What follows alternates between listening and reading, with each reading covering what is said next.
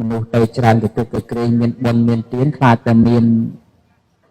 អញ្ចឹងទៅពិបាកអញ្ចឹងគឺថាធ្វើលបងឲ្យចិត្តទៅហើយបើពីណាគេនៅតែចូលទៅខាងក្នុងធ្វើអញ្ចឹងទៀតអាហ្នឹងបិទទ្វារចិត្តទៅដោះស្រាយគ្នាទៅហ្នឹងហើយអាហ្នឹងយ៉ាងអញ្ចឹងត្រឡប់មកវិញថារឿងពរជ័យនិងបដាសាណាវាមិនមែនអត់ទេ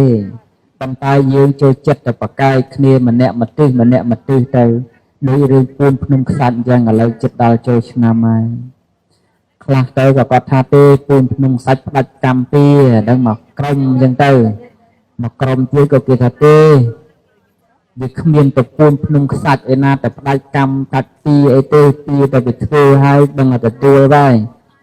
យើងមនុស្សគិតអញ្ចឹងមនុស្សឆោតមនុស្សល្ងងមនុស្សអត់ដឹងអីចឹងទៅនឹងមកបែកចឹងទៅប៉ុន្តែខ្ញុំកណា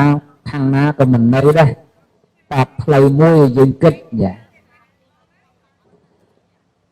កម្មមួយម៉ាត់ណាពាក្យថាកម្មនឹងមិនមែនអាក្រក់ទេតែតែថែមប្រយោគពីមុខមួយឃ្លាទៀតថាកុសលនិងអកុសលកាលណាបើប្រើពាក្យថាកុសលកម្មគឺកម្មល្អបើប្រើថាអកុសលកម្មនឹងវាអាក្រក់អញ្ចឹងពាក្យថាកម្មមានកំលាំងថ្មឧបមាថាយ៉ាងនេះកាលណាកម្មដែលជាអកុសល